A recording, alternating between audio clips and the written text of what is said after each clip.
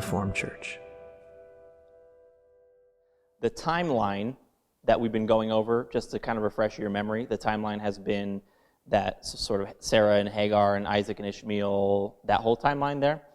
And for those that aren't familiar as to why I'm using the word timeline, obviously what we've been going over is we've been going over literally the historical timeline of Sarah and Hagar and showing how that's symbolic of Jesus and all of that. We haven't really even gotten to the timeline itself. What we've gone over so far has been what Isaac and Ishmael represent, and we've gone over what Sarah and Hagar represent. But literally it took us 2 messages just to get through explaining the symbols. But as, I don't know, maybe to some people that sounds boring or something to them, but even those messages just explaining what those characters represent in the timeline is awesome just by itself, just seeing what they represent even before we get into the timeline. Now, the timeline that we're going to go over tonight is only the first half. I would really love, this is the kind of thing you kind of want to do all in one service, but it's just not practical and just not doable to do in one live service. But we're going to do the first half of the timeline, at least that's the plan. And then next service, next Wednesday, we'll finish off that timeline. What I kind of want to go over today is the first coming of Jesus, essentially. Because this timeline, sort of like the Joseph timeline that we went over, which that one I was able to do all the way straight through. It was like a 3-hour and 20-minute service that we did live there. That takes you through sort of the first coming of Jesus, and Joseph representing Jesus in that timeline, all the way, as you guys are aware, I believe everybody heard that message, all the way until the second coming of Jesus. Takes you through all the details, just everything that's going to happen in the last days, and all of that. Well, this is a much shorter timeline, but it still takes you through the same time period. It's going to take us through the first coming of Jesus all the way to the second coming of Jesus. The cool thing, which I will get started in just a second, but I just want to share this one last thing here, is that the cool thing is that something that I've been learning, I really have never seen before, is that there's another timeline right around where we're sharing tonight with Jacob and Esau that actually, it's awesome. It shares the exact same thing that our Joseph timeline shared, the first coming of Jesus all the way to his second coming. The timeline of the Sarah and Hagar timeline, first coming of Jesus, the second coming of Jesus. Well, Jacob and Esau and that whole timeline there does the exact same thing. So Abraham, Isaac, and Jacob all have these timelines, and they all take you through the first coming of Jesus all the way to the second coming of Jesus. So anyway, it's a lot of cool stuff. We're just going to get to the first coming of Jesus. That's probably the best way I saw to break this up. If you're watching online now, though, I would encourage you, and I'm speaking to people in the future, if you're watching this and this is already posted, if the next message is already posted, definitely just listen to this one and listen to the next one, because these things really should be listened to together.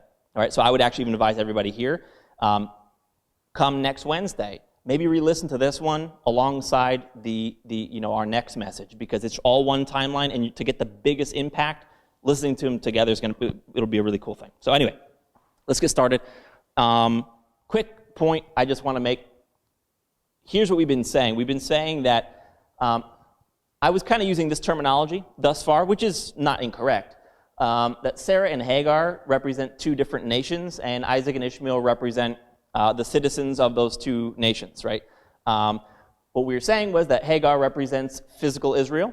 Sarah represents the Israel that is above, meaning heaven.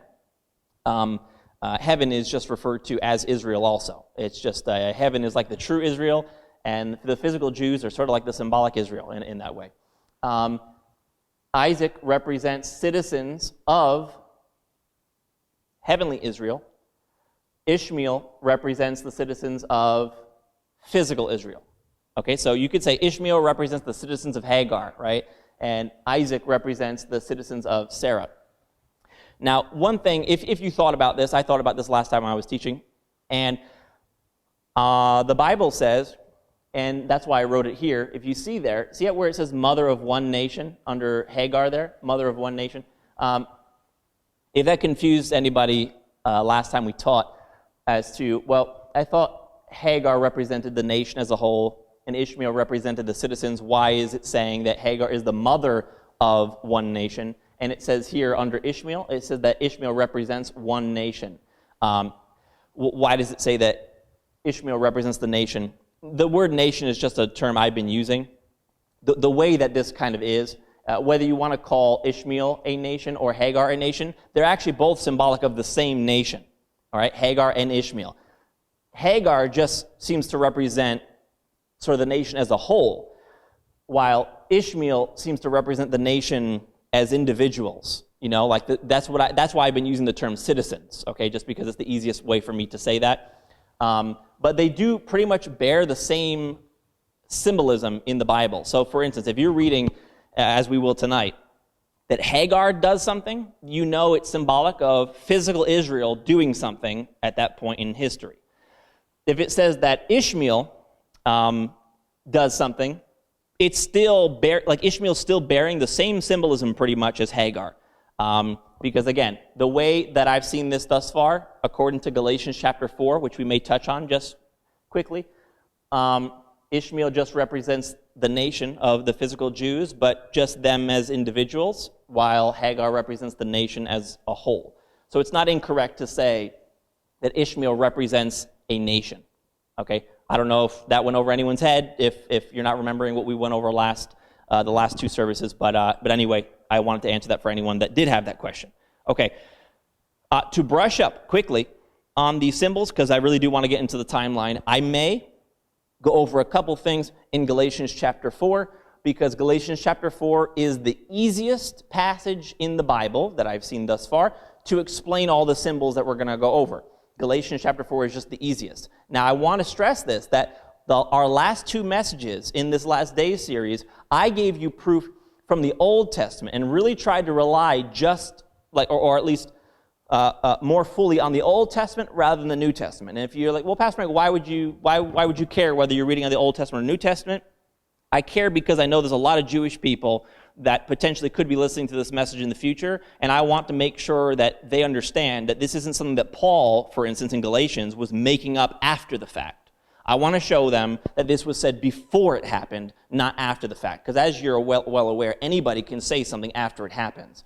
But obviously, it takes something beyond human ability to say something before it happens. And I want to show even Jewish people, or anyone that would agree on the Old Testament, that this was said beforehand. God called all these things beforehand, and these things are not something that were just recently made up. Okay, so listen to the last two messages to get the Old Testament proof for all these symbols that we're looking at right now. Okay. All right, let's just I'm not going to bring you to any of the verses for these, but I just want to go over some of this stuff here, all right? Just so you know, the Old Testament explanation for these symbols is all in Genesis chapter 17. Well, I can't say all of it, but a lot of it.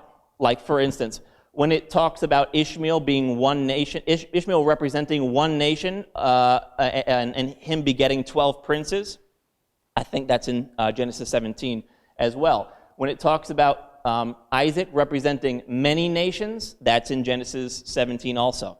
Hopefully, just so you know, hopefully I don't confuse the names Ishmael and Isaac at any point during this message, or have I already? I'm not sure. When you're teaching, sometimes it's the names get all jumbled. But anyhow, Isaac represents many nations. You can find that proof in Genesis 17. Because what it says is in Genesis 17 that Sarah would be the mother of many nations. And we know that Sarah was the mother of Isaac. So that's God's way of showing us that Isaac represents many nations, because it says that Sarah would become many nations. While Hagar is said to be the mother of one nation, because God says, I think this is Genesis 17, that Ishmael, it says, God tells Abraham, I'll make Ishmael a great nation, one great nation, and he says, I will make Ishmael a great nation for your sake, Abraham. I think that portion is in a different part of Genesis. But he tells Abraham, I'm going to make him great for your sake. And the symbolism here is that Ishmael and Hagar represent physical Jews. And physical Jews, the only reason why they were even chosen, if you've ever wondered that, why were the physical Jews even chosen by God? Because God made a covenant at Mount Sinai with just the physical Jews. He didn't make it with any of us Gentiles. He only made it with the Jews. Why would God only pick one people to make a covenant with, right? We know that God so loves the world. So loved the world. So why is that God would pick one nation? Well, first and foremost, the Bible states this in Deuteronomy. I think we might have already even read the verse, but I think in those last two messages, that God only chose the Jew, and it says this, like I said, I think it's in Deuteronomy, chose the Jews for the father's sake. The fathers commonly is a word that God uses for Abraham, Isaac, and Jacob. God chose Israel because Abraham believed him. And God had to choose one particular nation to give them his word and give them his gospel so that they could be the ones to spread that gospel to everybody else. That was God's plan. It just so happened that the people that God chose, the Jews, to give them the gospel, mind you, he was making Israel great for Abraham's sake. Not because Israel was so great in and of themselves, because Abraham believed him, and God saw Abraham's faith and said, you know what? Abraham, as a blessing to you, I'm going to make your descendants into this great nation that's going to spread my gospel.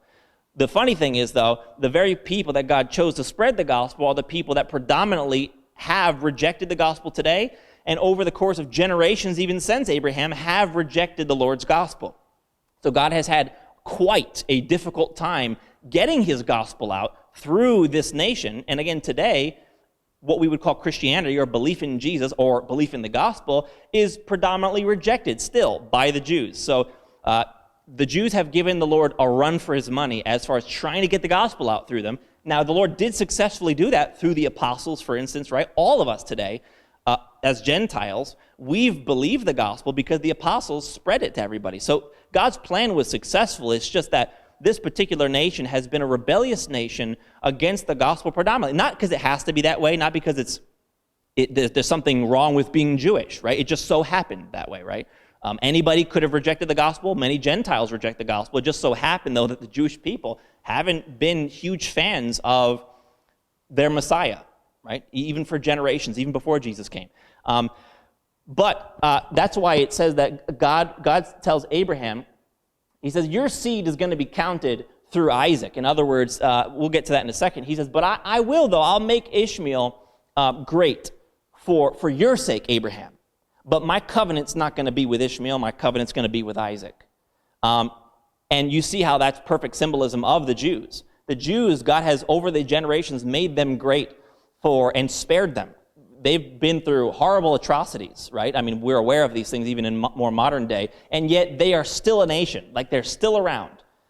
Even that bit of grace that is working even in the Jews today is certainly not for their sake predominantly, but for the Father's sake, and that's why it says that Ishmael would be made great for Abraham's sake, because he represents the Jews, and that's why it's clear when it says that he would be a great nation of 12 princes. Right, we're aware that is the Jews today. They are one nation born of Abraham's flesh. In other words, they're physical descendants of Abraham, and they came from 12 princes, right? The sons of Jacob, right? We're aware of all that. Now, Isaac, on the other hand, we know represents believers, Jews or Gentiles. So just because you're Jewish doesn't exclude you from being an Isaac, right? Isaac represents those that are born of Abraham's faith, right? Which we've been over all of that. So I don't want to rehearse this too much. But Isaac represents those that are born of Abraham's faith, because we are aware, right, that Abraham, there's a lot more proof for this in our last two messages. It's fairly rich in proof, those last two messages. But Ishmael was born of Abraham's flesh. Abraham was able to have a child when he had Ishmael. So he's just a normal physical descendant of Abraham. And therefore he represents physical descendants of Abraham. Isaac, on the other hand, Abraham, by the time Isaac was born, was not able to have children. He only had Isaac because he believed God, and the power of the Holy Spirit came upon Abraham, and he was able to bear a child. So you can say that Isaac is a product of Abraham's faith, right? Because Abraham, physically speaking, could not have a child. Further proof of these things, just to throw this out there, Abraham was uncircumcised in other words, he was still in his flesh. If you understand what circumcision is, right? Circumcision is the cutting off a foreskin, which I won't get into all that right now. But Abraham was uncircumcised when he had Ishmael, which means what? He was still in the flesh, which means that was a fleshly thing that happened when Ishmael was born. While on the other hand, Abraham was circumcised, meaning not of flesh, when he had Isaac, which means that Isaac did not come from Abraham's flesh, you could say, Isaac represents those that are not of Abraham's flesh, and part of that symbolism is that Abraham was circumcised, not in the flesh, when he had Isaac. Isaac was born of the Spirit. Circumcised, just so you know, symbolically in the Bible, means working by the Spirit. That's what circumcised means. So when Abraham circumcised out of his flesh, then Isaac was born. One more point on this. You'll see in our chart here that it says exalted father and father of many. You see how that, right? Because what we said also in the past messages is that when Abraham had when Abraham had Ishmael, to keep it straight, Abraham had Ishmael, his name wasn't Abraham. His name was Abram, which means exalted father. Then before Isaac is born, God changed Abraham's name, which we'll touch on tonight in our timeline, changes Abraham's name to father of many, or father of a multitude. And then, so who was it that had Ishmael? Exalted father had Ishmael. Who was it that had Isaac? Father of a multitude. That's another confirmation that Isaac represents a multitude of nations, while Ishmael represents one nation. Because Abraham was not a father of a multitude when he had Ishmael. Abraham was the father of a multitude when he had Isaac. You see, God changed the name before Isaac was born, so that when Isaac is born, there would be further confirmation of the fact that Isaac represents a multitude of nations, which certainly cannot represent solely the Jews, right? Because the Jews are only one nation. That's further confirmation that Isaac, and I've said this before, I understand physically speaking, not to confuse anyone here, okay? Physically speaking, I understand the Jews came through Isaac. We're not speaking physically tonight, we're speaking symbolically. All right, everyone clear on that? Because so many people will probably attack this and like, oh, you're saying that the Jews are Ishmael, the Jews came through Isaac. No, we're only talking symbolically. This is true symbolism that God put here, though. And you know that Isaac does not represent the Jews in the Bible because, again, he represents many nations, and the Jews are only one nation. The Jews are represented by Ishmael. Okay, all that pretty clear, right?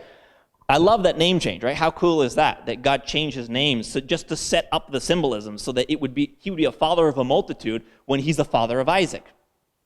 Because who was Abraham a father of at that time? Father of Isaac. He's literally calling Isaac multitude by renaming Abraham to Abraham, by saying father of a multitude. That's why when he says Sarah, it will be the mother of nations. Who was she the mother of? Isaac. He's basically calling Isaac nations. So Isaac represents citizens of heaven, because Sarah represents heaven, citizens of heaven, and we see clearly this prophecy. Isaac in himself, and we're going to get into Galatians 4 just right now, just to touch on that. Isaac in himself is a prophecy of the fact that it would be any nation that is a product of Abraham's faith that God has covenant with. Because God says he don't have covenant with Ishmael. Just because you're a physical Jew don't mean you have covenant with God. God has covenant with Isaacs. What are the Isaacs?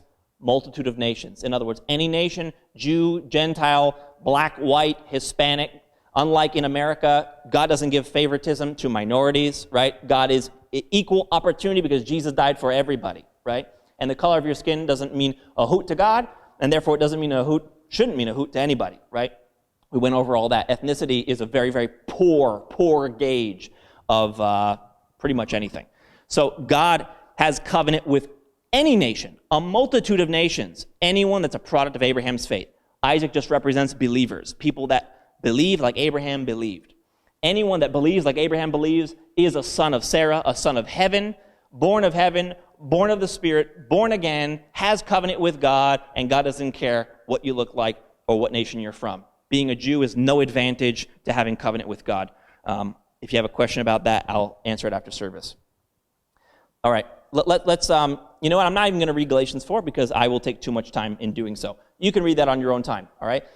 Galatians 4, we already read that in the past services. Read Galatians 4 for yourself. If you want to brush up on it, it clearly explains, or for that matter, just listen to our past two messages in the series, because we read Galatians 4 in I think the last message, and it plainly says, Sarah represents the Jerusalem that is above, Hagar represents the Jerusalem that is below, showing Hagar represents physical Jews, Sarah represents heaven, and all of that. One thing I will just, also, another thing, if you want to read two New Testament passages, Galatians 4 is good, Romans 9, 6 through 9. We already went over that in the past message, but that is a good piece to read. It's actually Romans 9, 6 through 10, or something like that, is very good to read on your own time. Okay, I'm going to skip all of that. We went over enough of the symbols there. One thing, just to brush up on our symbols here, you can find this on our glossary online anyway, right? reforminus.com/glossary. We have a symbolic glossary online. But I'll just remind you, before we get into this timeline, it'll be important to note that the word Egyptian means non-Jewish in the Bible. The word Egyptian means non-Jewish. You could check that on the glossary for yourself.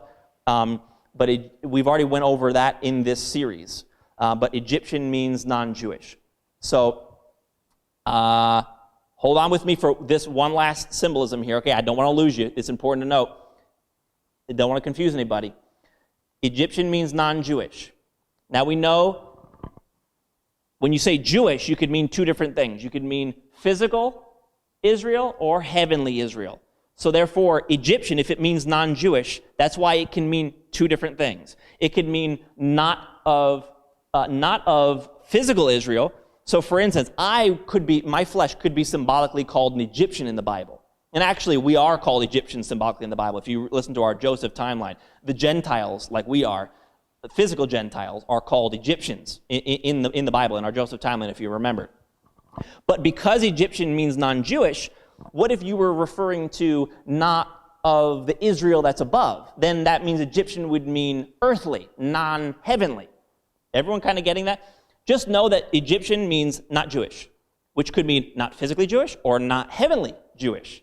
So that means it could mean physically a Gentile or spiritually a Gentile, meaning like earthly. So in the timeline we're going to read tonight, I'm going to read it right now, you'll see the word Egyptian used.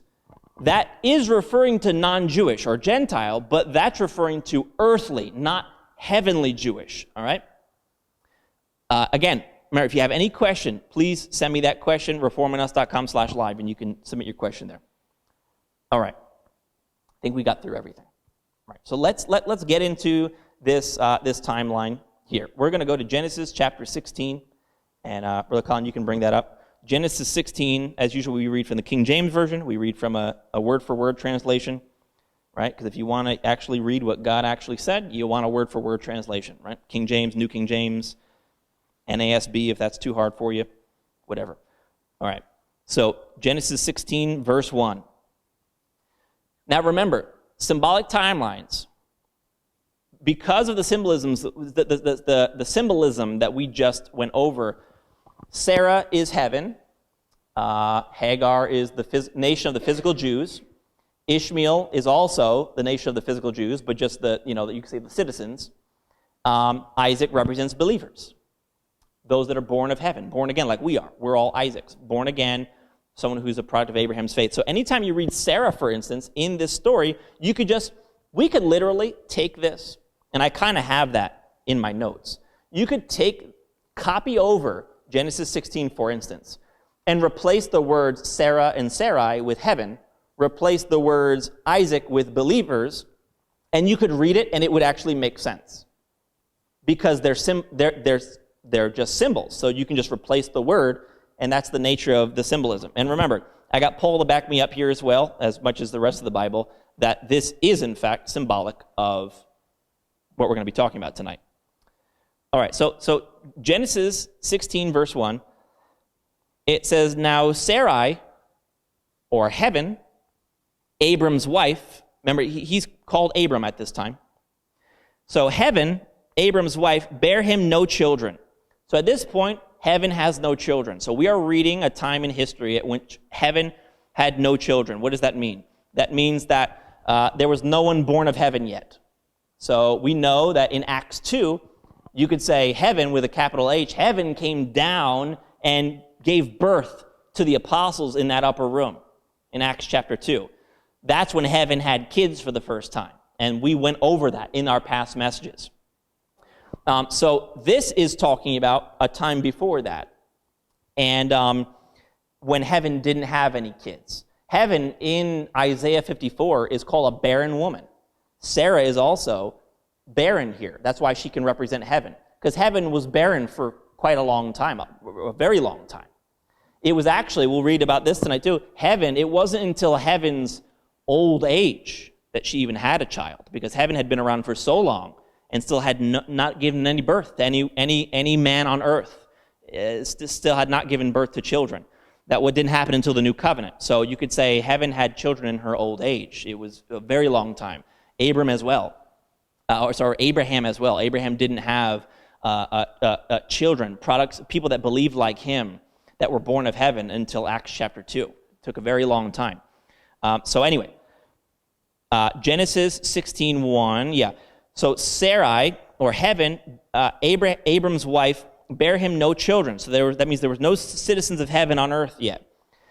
And she had a handmaid. So heaven had a servant, an Egyptian, whose name was Hagar. Hagar represents what? Physical Jews.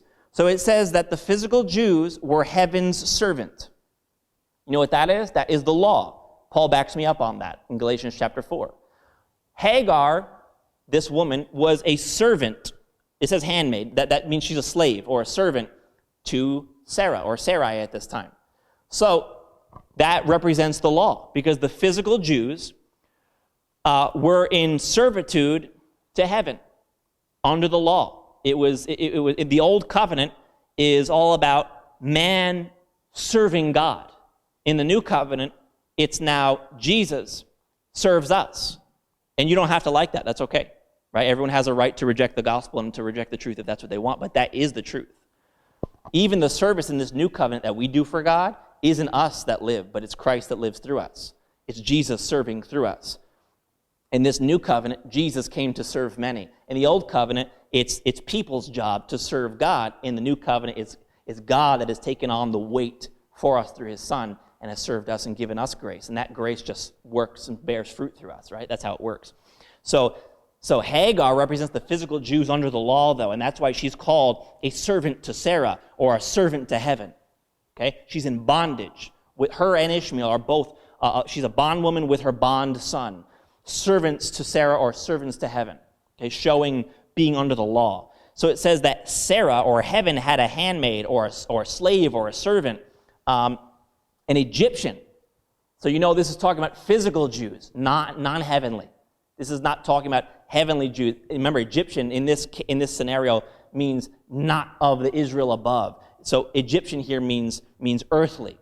So let's go over this. It says that Hagar, in the characteristics of Hagar is a servant to heaven and she's earthly. So we're talking about the physical Jews here. And it says in Sarai, in verse 2, Sarai said unto Abraham, watch this, behold now, the Lord has restrained me from bearing. Because remember, heaven couldn't have kids until Jesus came and paid the price. You got to follow me with this. I'm not saying everybody's going to get all this, just so you know. And just if you have questions, more than likely your question has already been answered in the last two messages. But stay with me. It says, Sarai said to Abraham, or to Abram, so heaven says, behold now the Lord has restrained me from bearing. So that means heaven was restrained from having citizens. Nobody could become a citizen of heaven before Jesus came. And this right here, what we're reading, is taking place before Jesus came. So this is like heaven saying, I can't have kids. The Lord has restrained me from bearing. So heaven has there's no one, let me say this, I'll say it plainer for you. No one is born of the Spirit at this time. That's what it's saying. Heaven, it's like heaven saying, oh, I have no citizens. I have no citizens at all. The Lord has restrained me from having citizens because Christ hadn't come to die yet, right? Because Jesus had to die before anyone could be born of the Spirit, be baptized with the Holy Spirit. So he says, the Lord has restrained me from bearing. I pray you, go in unto my maid. Watch this. Abram, go in unto my maid, Hagar, the physical Jews. And it may be that I may obtain children by her. You see, God's plan was he chose the Jews, or Hagar in this case. He chose the Jews, and heaven hoped to have children of the Jews. Everyone, you seeing this? Sarai says, the Lord has restrained me from bearing. I have no children. There's no one that is born of the Spirit right now. But Abram, go in unto my maid, and it says that I may obtain children by her. God's hope was that the physical descendants of Abraham, the physical Jews, which Hagar and Ishmael represent, or Hagar in this case represents. Sarah hoped that she would have children by Hagar, by the physical nation of the Jews.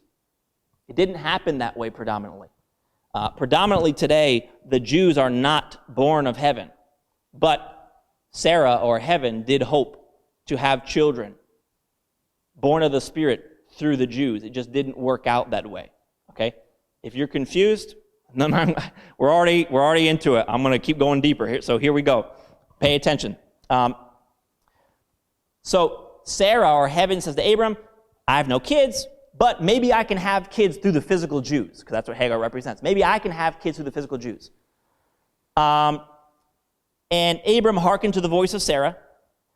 And Sarah, and I'm saying Sarah, it does say Sarai, but forgive that.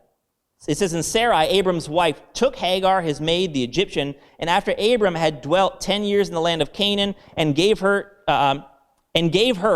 Hagar to her husband Abram to be his wife. And he went in unto Hagar, that is what we would call a euphemism, but he went in unto Hagar, and she conceived. Wait, Hagar conceives. Now, contrary to a lot of people's opinion, conception that means you have a child now, okay? You don't have a child when a child is born. The Bible says that you have a child once you conceive. The Bible says that. Like the term, and she was with child, you know what that means, right? It doesn't mean someone was born. That means you have a kid inside of you, right? So that's not political. That's moral. That's God's opinion on when a kid is a kid or when a human is a human. So when she conceives here, she is with child. The Lord actually tells her later she's with child. So stay here with me. Hagar having a kid now, what would that represent? In other words, there is now a nation of Israel. You could say this is the nation of Israel at its conception. Okay, I have questions about when Israel officially became a nation. I don't want to hear a Jewish person's opinion on that. I want to hear a biblical opinion on that. But I have questions about when that started. Did that actually start at Mount Sinai when God gave the law or something? I'm not quite sure. But Hagar having a child would mean the beginnings of the nation of Israel, because what does Ishmael represent? Hagar's son, whom she just conceived. A citizen of physical Israel. Hagar represents the nation as a whole. Ishmael represents the nation like the citizens. Okay? So Hagar just conceives by Abraham. What does this mean? That Abraham's children have just become a nation. This is the very beginnings of the nation of Israel that we're seeing here. Okay? So it says, what verse were we in? We were verse 4. And he went in unto Hagar, and she conceived. And when she saw that she had conceived, her mistress, meaning Sarai, was despised in her eyes. This is saying, because remember, Ishmael here being conceived in the womb of Hagar means this is the beginnings of the nation of Israel. And watch this is what God is saying here. And this is not, let me explain it first. This is saying that from the conception of the nation of Israel, they have despised heaven from their conception. Because this says that from the conception of the citizens of physical Israel, Ishmael, from Ishmael's conception, from the physical Jews' conception, Sarah was despised in Hagar's eyes. It says when Hagar saw that she conceived, Sarah was despised in her eyes. So you see the symbolism here? Sarah representing heaven hopes that these people will receive the gospel and will understand, and Sarah will have children through Hagar, if you understood that point. If you don't understand that point, that's okay. We're going to leave that off. But instead, from the very conception of the nation of Israel, they have despised heaven. Now, I have a slight confusion with this, but I'm pretty sure. The despising heaven here, at first I thought, well, this is saying that the physical Jews, when it says Hagar, from her conception of her citizens, despised heaven. This is, you can see, just read the Old Testament. It seems like the Jews spent more time in captivity under punishment from God than they did free. Regardless of who, it's Babylon one day, it's the Midianites another day. It was like constant. They were constantly being given up to punishment and constantly rejecting the gospel. and being disobedient to the law of works.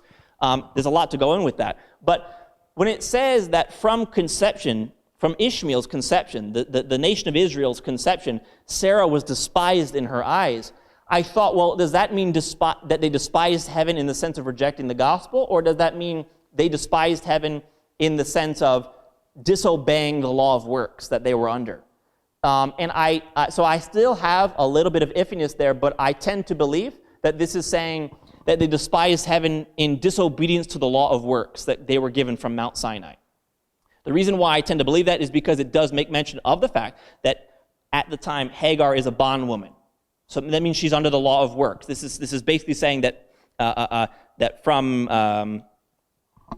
at the conception of the nation of Israel, it does specifically state she's a bondwoman and she despises heaven. So I assume that the despising of heaven that it's talking about here is the breaking of the law of works that Israel was clearly under at this point because of the fact that she's represented as a bondwoman. Okay, so is that understandable? Let's leave all the symbols just to get everybody up to speed. If you haven't understood anything, I'll just tell you historically what is happening here. God gives a law from Mount Sinai. If that is perhaps the conception of the nation of Israel when they become a nation, I'm not sure. I have an inkling that may be true, but let's just, for sake of argument, say that's true. The nation of Israel is given a law from Mount Sinai, right? And the nation of Israel, when that law was given, the first commandment, if you're not familiar, is to not have any other gods before God, before the true God. That's the first commandment. And before Moses even came down off the mountain, the people of Israel were already breaking the first commandment. And they already had a molten calf. Now, again, this is not a reflection on Jewish people. This is a reflection on human beings. Because no human being can keep that law of works. So it's no surprise that Hagar would be represented as a bondwoman, someone who's under the law, but someone that clearly can't keep it because she despised heaven from her very conception. That all make sense? That is why I tend to believe that the despising of Sarah here is referring to a breaking of the law, even from her conception. Okay? From the very beginnings, let's just say this, from the very beginnings of the nation of Israel, they have never been able to keep the covenant of the law of works, and neither would any other nation either, because nobody can keep that law. And if you want some like a verse on that, don't go here, Brother Colin, but Jeremiah 31 clearly says that there was a need of a new covenant because it says that the Jews kept breaking the old one. Actually, as a symbol of the fact that nobody can keep the law of works, when Moses came down from the mountain with the 2 tablets, you know what he did with those 2 tablets? He broke them. As a symbol of that covenant will always be broken. There was a need to go back up the mountain and bring a symbolic second covenant. The second time Moses comes back down, he puts those laws in the Ark of the Covenant in the tabernacle, which is showing that now the new law that's brought will be written in our hearts in the new law. And that one can be kept as we understand in this new covenant what God's new law is, right? Faith in Jesus. And that would be written in our hearts. But now, in the old covenant, which the Jews still persist in trying to obey, despite the fact that God has told them that you've been unfaithful to my covenant, and you're like an unfaithful wife, and I've had to divorce you, and you have no covenant with me. The Jews actually still think they have covenant with God simply because God made a covenant with them at Mount Sinai. But we know that they, from the very conception of the bondwoman and her son, she has despised heaven constantly because nobody can keep the law of works. The bondage, the servitude that the physical Israel is under cannot be kept. And yet they continue to try to subject themselves, so-called, to a law. But even to this day, they continue to break the law because nobody can keep it. This is why, again, in Jeremiah 31, God says that there was a call for a new covenant, which we're all aware of here, but the Jews still are not aware of that. They still subject themselves to a yoke of bondage instead of enjoying the liberty that Galatians talks about, that we have as new covenant believers, where we don't have to serve God anymore. Makes sense, right? That God would institute a covenant where we didn't have to serve him, but he could serve through us because, to be quite frank, we suck at it, right? As every human being does. So God's like, no, we're not going to do that. Israel wanted to serve God by works. That's the only reason why the old covenant was given.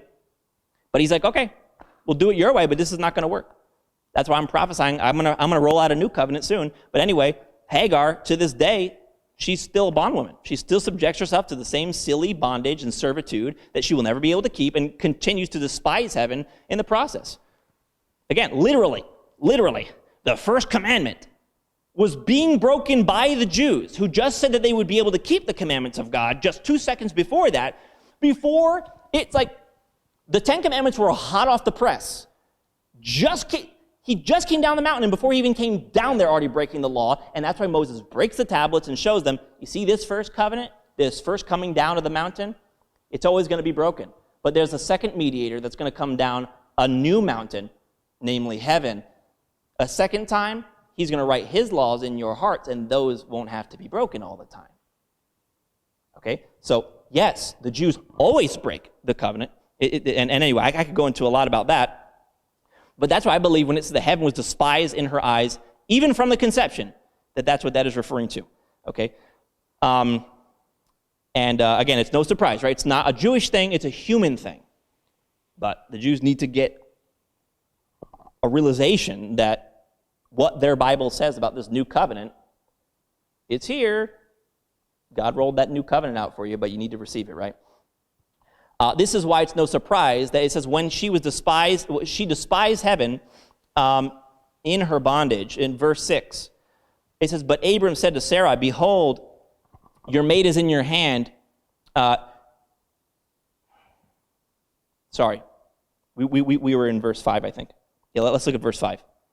It says, and Sarai said unto Abram, my wrong be upon thee. I've given my maid into your bosom, and when she saw that she had conceived, I was despised in her eyes. The Lord judge between me and thee. So again, reaffirming that despising from the people of Israel toward heaven. In verse 6, it says, and Abram said unto Sarai, behold, your maid is in your hand. Do as it pleases you. And when Sarai, or heaven, dealt hardly with her, she, Hagar, fled from Sarai's face.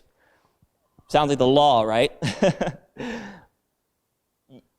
You're in bondage to a law of works. You are in servitude to heaven. Yet, you're not successful in your servitude to heaven because you keep breaking the law. Heaven is constantly despised in your eyes, and therefore heaven deals harshly with you. That would be punishment from heaven toward the physical Jews at the time. There's no, even if the Jews want to subject themselves to the law today, there is no more punishment for the Jews, okay? God is not punishing anybody. It's all spent, right? Hey, you don't have any more left. You get like the tub of punishment that he had on the shelf, he dumped it all on Jesus, and then there's nothing left, right? So it's not, whether you want to try to live by the law or not as a Jewish person today, there's still no more punishment left. So that aspect is absolutely fulfilled, right?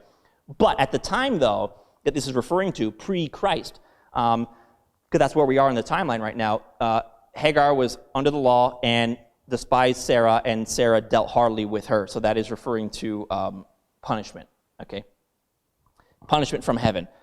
And so let's pick up, verse 7. And the angel of the Lord found Hagar by a fountain of water because she ran away from Sarah. I'm not quite sure what the running away means.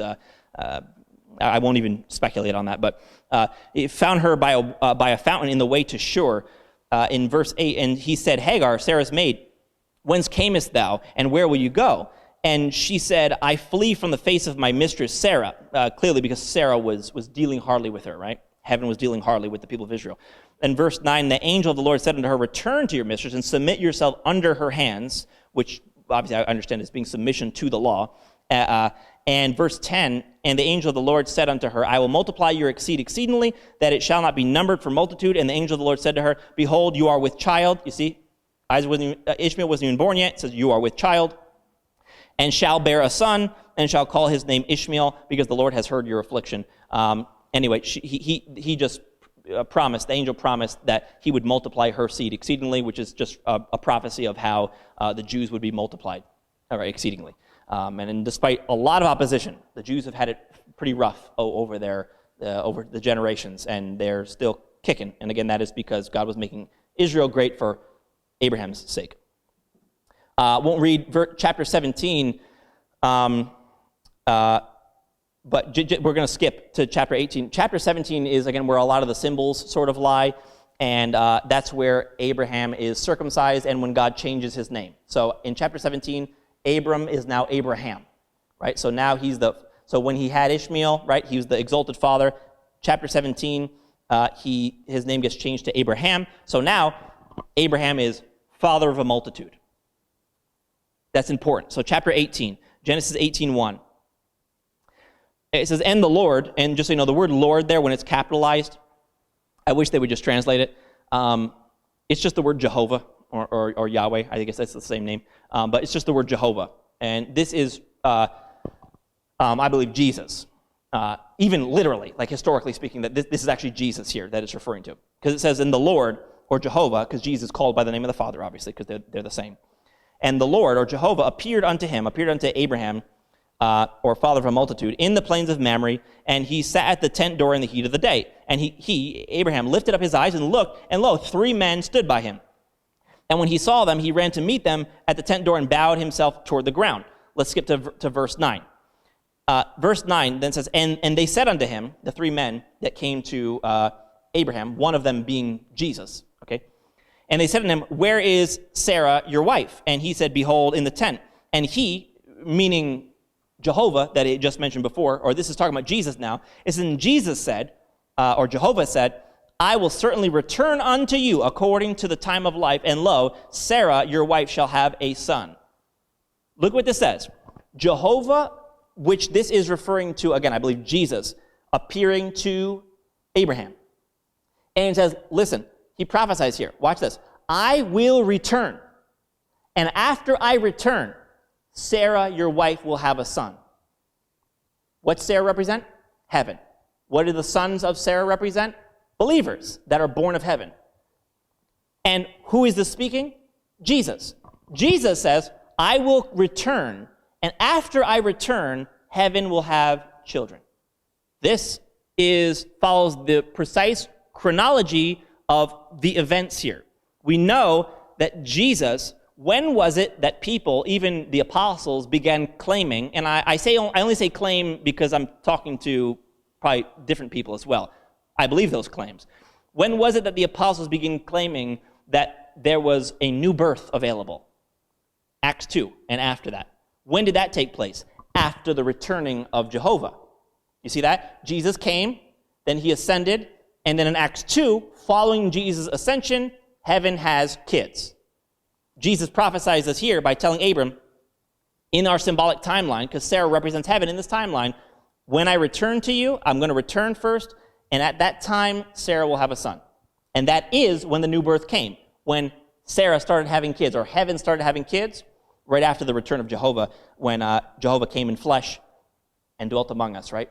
So anyway, that's what that's prophetic of. So right now, so let's look real quick at verse 11. Verse 11 says, now Abraham and Sarah were old and well stricken in age, and it ceased to be with Sarah after the manner of women.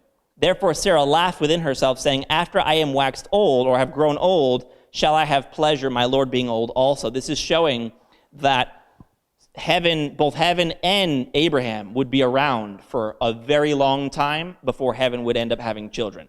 We know, right, that Abraham was born a very long time ago. The heavens were created a very, very long time ago. And both of them have waxed very old. In other words, God is prophesying it would be a very long time. It was thousands of years from Abraham's day until Sarah had a son. Heaven had a son in Acts chapter 2.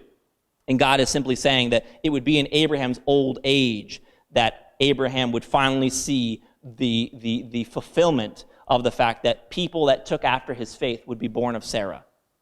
Okay? All that kind of makes sense there. If you say, well, what do you mean Abraham in his old age? Abraham's dead, but that his body is, but Abraham's still around, right? That's what the Bible, even after Abraham had died, he was speaking to Moses, and he said that he was the God of Abraham. Like present tense. God is still the God of Abraham, right? Abraham didn't, disappear, right? His body just died. And it is in his old age that Acts 2 came around. Abraham has been around for a very long time at that point, and Sarah had a son in Acts 2. Heaven had children in Acts 2. All right, so it says, and it sees, okay. So anyway, when it says that after I am waxed old shall I have pleasure, that's heaven basically saying to herself, after so long a time that I've been around, I will finally have children from mankind. All right. Chapter 21. Chapter 21, verse 1. So remember, the Lord, or Jesus, said that he would have to return first, and then Sarah would have a son, just the same way that Jesus had to come first, and heaven would have a son, or have children. Genesis 21, verse 1, it says, and the Lord visited, and just so you know, the word visited, I think, is actually better translated, took care of. All right, I know it would be convenient if the word was visited, but I think it's actually properly translated, took care of, if you read a literal translation. So the Lord took care of Sarah as he had said, and the Lord did unto Sarah as he had spoken.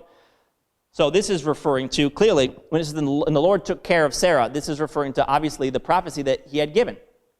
The Lord, or Jehovah, would return first, and then Sarah would have a son. This is, when it says the Lord took care of Sarah as he had said, this is referring to the first coming of Christ, where Jehovah came and did to Sarah what he had promised, and that is what? That heaven, you will have children after I return, and this is the fulfillment of that, meaning this is the first coming of Christ, where the Lord Jesus came in flesh, died for us, paid the price for us, so that all of us could enter the things of heaven now, right? We've been over that plenty of times, and that is the day that he said, Sarah, I've done unto you as I've said. I said that heaven would have children on earth, and that is what has taken place now, right?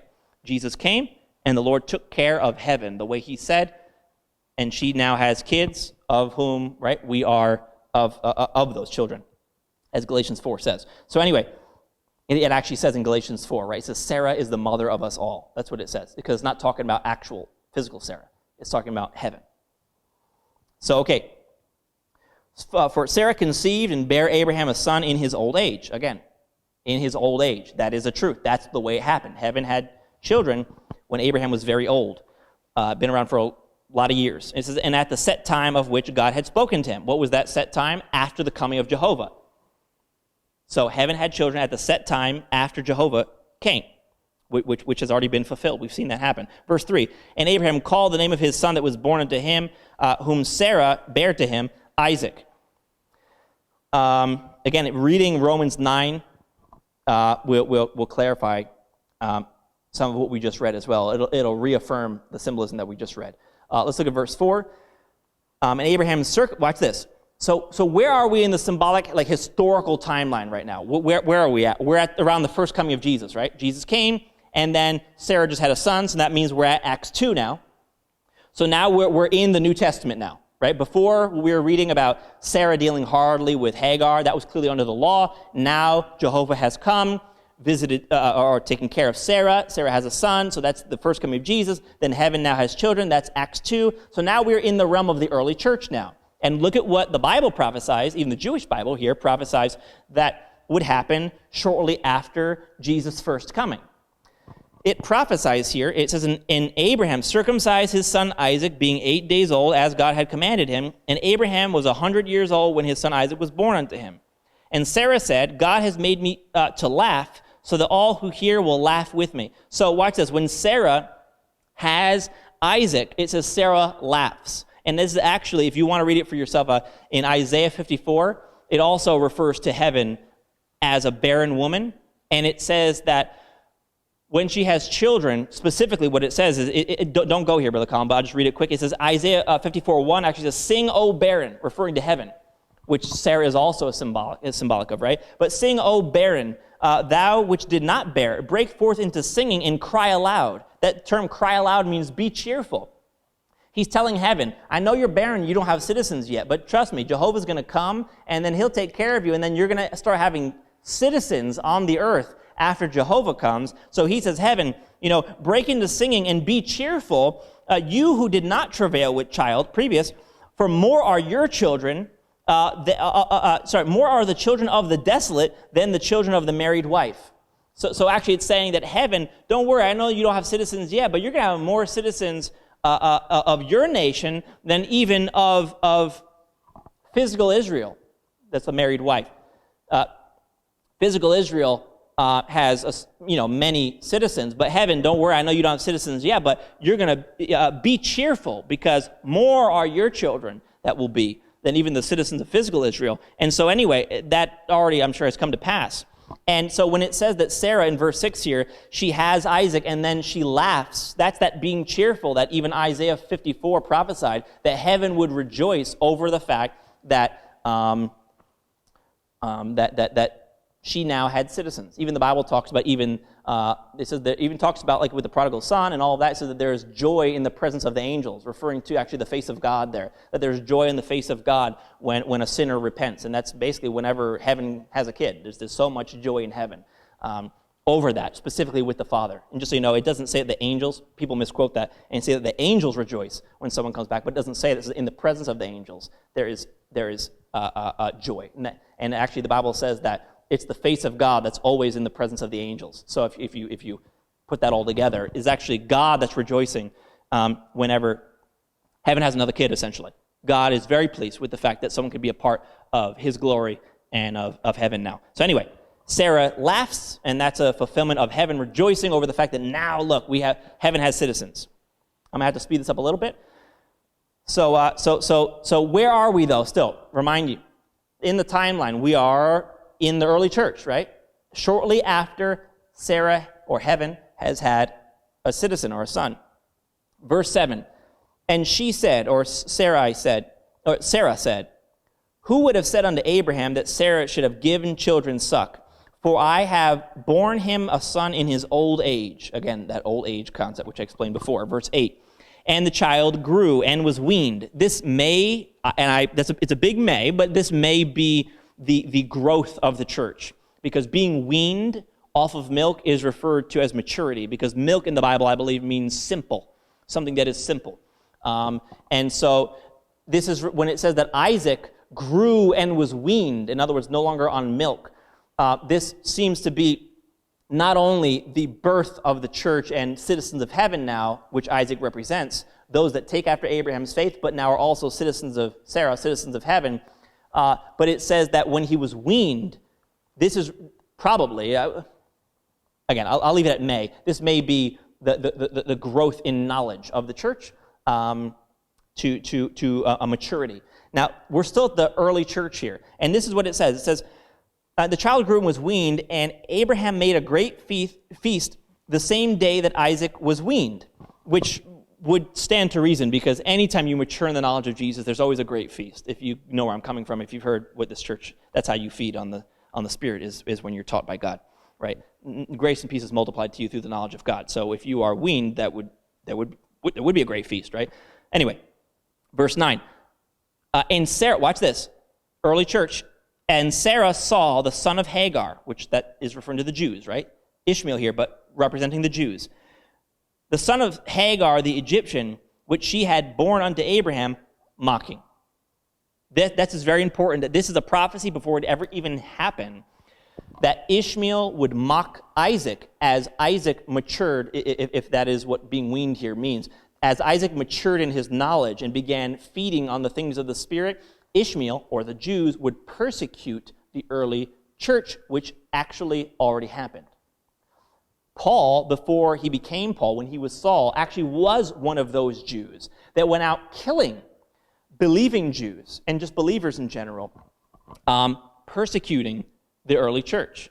And this is actually why, Brother Colin, if you can throw this up here as quick as you can, Galatians 4:28.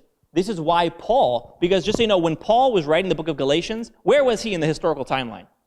Early church, right? Pretty much right after Sarah had a son, right? Because he was one of the apostles added later on. He's right there. He was probably part of Isaac being weaned and all of that, right? Like he did come in afterwards. But anyway, he's in the early church, right? So what this says here in Galatians 4, Paul is writing in the book of Galatians here as the symbolic timeline that we're reading right now, as this is going on. And Paul is writing this, and Paul says, "Now we, brethren, as Isaac was," because Paul's included, despite the fact that he was an Ishmael because he's born physically of Abraham, he's saying, "I'm an Isaac because I'm a believer, born of Sarah, born of heaven." And he says, "We, brethren, as Isaac was, are children of the promise." We're born out of belief of the gospel. And verse 29, it says, "But," watch this, "but as then he that was born after the flesh," meaning physical descendant, Ishmael, "persecuted him that was born after the Spirit," Isaac, "even so it is now. It is now. Do you see what he's saying? Paul is recognizing the same symbolism that we're reading here, the same timeline, and Paul basically, like in a timeline or on a map, you say like, you are here. Paul is basically doing that and saying, hey, I'm looking at this. I see the one who is born after the flesh from Abraham mocked the one that was born after the Spirit as he became weaned, if that, again, means growth in knowledge. As he grew in knowledge, the one born after the flesh, the physical descendant of Abraham, persecuted the one who was born after Abraham's faith. He says, even as it is now. He recognized the fact that he was in that part of the timeline. He saw, this is what's going on right now. And that is what was going on in the early church. The Jews actually, or the Ishmaels, physical descendants of Abraham, persecuted the early church. That's why he says, even as it is now. Okay, so Paul recognized that same symbolism. Verse 10. So let's go back to Genesis. What was it? Genesis 21, verse 10. So Sarah just saw, watch that, this is going to be very important. We're going to close up pretty soon here. Sarah just saw Ishmael mocking Isaac. That means heaven at this point in time in the early church, shortly after heaven had a son, sees the physical descendants of Abraham, the Jews, persecuting and mocking Isaac after Isaac has grown in knowledge.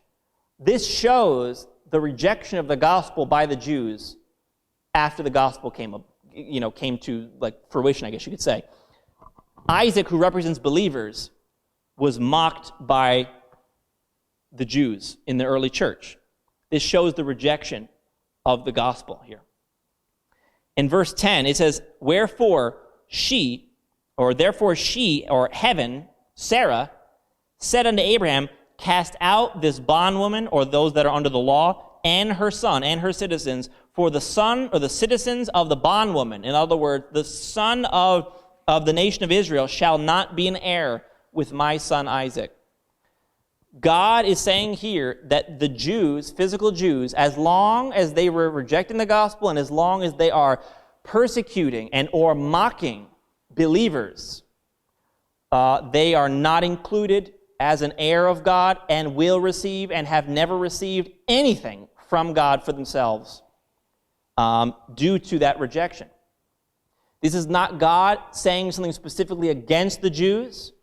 Anyone that, instead of receiving the gospel, mocks the gospel, is not saved, can't be saved if you mock the gospel, and therefore will not be an heir with heaven's citizens, who we are, Isaac's.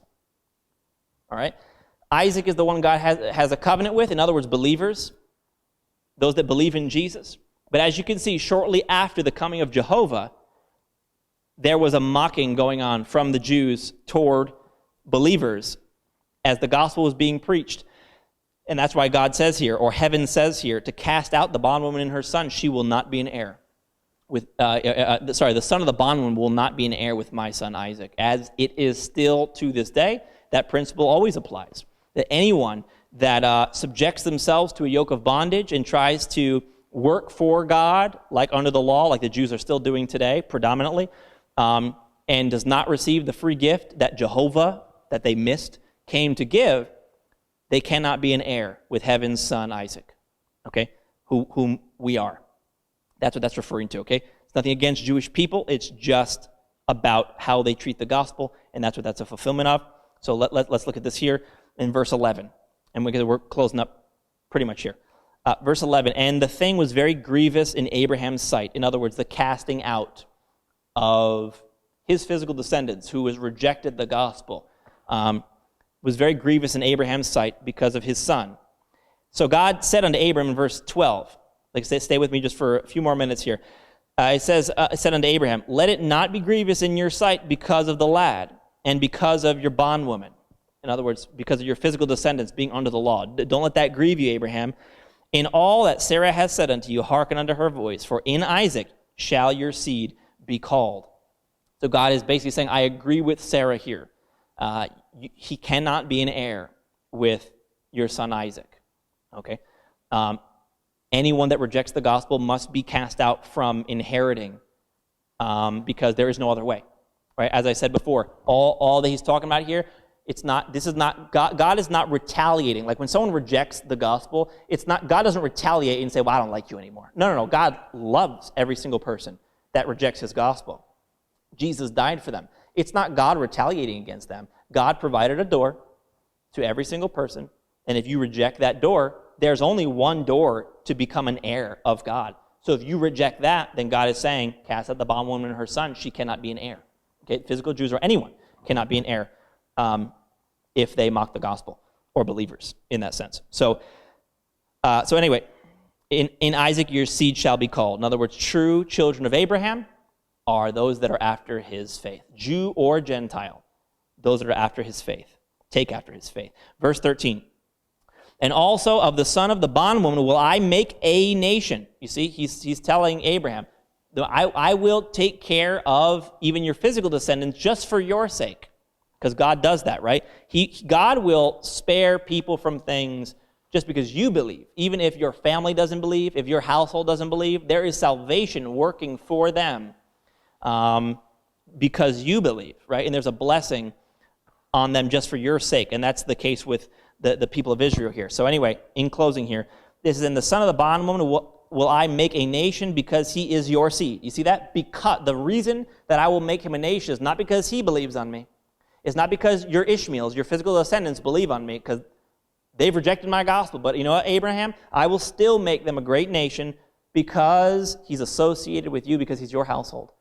I will take care of them. And again, the Jews have been through a whole lot, and they are still a nation to this day, and that is because they are Abraham's seed. They are still working on leftovers of grace from a Christian that lived thousands of years ago, Abraham, Isaac, and Jacob. That's still working, still kicking. Let me pause for a second. There are great benefits. Your faith is not in vain. Your learning of Jesus is not in vain. I wish I could even tell you more about even where I'm coming from right now. In this age and in the one to come, for you and your household, there is great benefit to you believing on Jesus. You will never regret pushing further in your knowledge of Jesus. That's everybody here. You pushing forward in your knowledge of Jesus makes the difference in your life. I would encourage even many people here to make a decision for yourself. Maybe you didn't understand a lick of what I had to say tonight. You know, this is for people that are a little bit more mature in the gospel. That's the case. It is. Okay? I'm showing you symbols of things that I could be telling you plainly, but I'm not telling you plainly. I'm speaking of them in the symbols. But make a decision, though. Even if this message is not where you're at right now, make a decision to get to know Jesus. You will never regret that. It will bear fruit in your life. You will see the power of God, miracles working through your life, if you hear the gospel and come to a faith in that gospel. You will never regret it. It's good for you. It's good for this earth. It's good for everything. It's good for your family. It's good for your household in this age and in the one to come. The only people that will ever have regrets, listen closely to me, the only thing you'll ever regret, maybe you people think they're going to have regrets because, I've been in New York, I haven't seen the sights, I haven't traveled, I haven't done this, I haven't experienced that. Oh, with COVID, I've been out of school, it's been virtual. Those are such stupid things, honestly. Such stupid things. So you missed high school, or I missed this or whatever. Who cares? Who cares? You know what you don't want to miss? You don't want to miss Jesus. If I've got Jesus, I will prosper wherever I am, and I'll have an awesome time doing so. If you give me just Jesus, he'll add everything else to me. One thing you don't want to miss is Jesus. You'll never regret that. The only people that are going to have regrets at the very latest in the next age, looking back, the people that say, I didn't care about getting to know Jesus. It's the only regret that will last. It's the only regret that there even should be. I didn't get to know Jesus. Get to know Jesus, you will not regret that. How awesome is that? Grace still working in an unbelieving nation to this day because of 3 men thousands of years ago. That's awesome. He says, I'll make him a nation just because he's your seed. And just because someone's involved with you, God will bless them just for your sake. That's awesome. All right, let's finish up here. So Abraham rose up early in the morning. Watch this. Abraham rose up. So clearly, this is representing the Jews that they've been rejected regarding inheriting from God because they have rejected the gospel. The only way to receive it. Verse 14, and Abraham rose up early in the morning and took bread and a bottle of water, and gave it unto Hagar, putting it on her shoulder, and the child, and sent her away, and she departed and wandered in the wilderness of Beersheba. And we'll pretty much stop there. This bottle of water seems to me to be the grace that is working for Abraham's sake, because Abraham gives her this bottle of water and sends her away. She's rejected regarding being an heir along with her son, because she continues in this bondage and servitude to God, even though Sarah doesn't want their service. Okay? Heaven doesn't want their service, and yet they continue in it at the expense of believing in Jesus. So despite the fact that she has to be sent away from being an heir of God, and God tells Abraham, yet no, Ishmael will not be an heir. My covenant is not with Ishmael. In other words, my covenant is not with anyone that continues in the bondage to the law and yet mocks the gospel. But Abraham, I'll make him a nation for your sake, and Abraham gives Hagar a bottle of water as he sends her away, which seems to be, maybe, grace working through Hagar for Abraham's sake. Actually, if you keep reading, the bottle of water runs out, actually, because there certainly are limitations to what someone can receive off of somebody else. But that seems to be what this is. And then she wanders in the wilderness of Beersheba, and we will start going over what Beersheba means, and this goes on. Just so you know, again, if you're leaving off here, if our next message is already posted, listen to that one right now, because it would be great if you have the time. It'd be great to just listen to it all the way through, because this starts getting right into the last days and the Jews in the last days and all of that. It's very, very cool. But this goes on up until Isaac marries Rebekah, and that is how the timeline ends. So anyway, we'll leave it off there. Let me leave you with one verse here, and I thank you for just paying attention for this one thing. Romans 11:28. This is the fulfillment of what we just read. It says, as concerning the gospel, they, referring to physical Jews, they're enemies. As concerning the gospel, they're enemies. That's what we just saw, right? Ishmael, physical Jews, mocking Isaac. They're enemies of the gospel. It says, they're enemies for your sake. But as touching the election, or you could say, for the sake of God's elect, it says, they are beloved for the Father's sake. It says God's love is still working, or his spirit, you could say, because God's love in the Bible is actually his spirit. His spirit's still working in the Jews to some extent.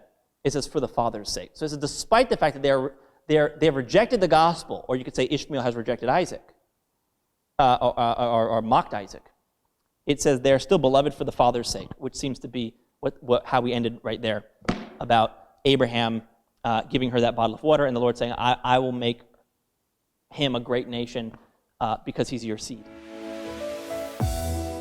We hope you enjoyed this message from Reformed Church. If you have, please share this with someone else and help us get this unpopular message to the world. If you'd like to support Reformed Church, you can do so at reforminus.com/give. Also on our website, you can take advantage of our free messages, articles, and even full discipleship courses. Start reforming your mind now at reforminus.com.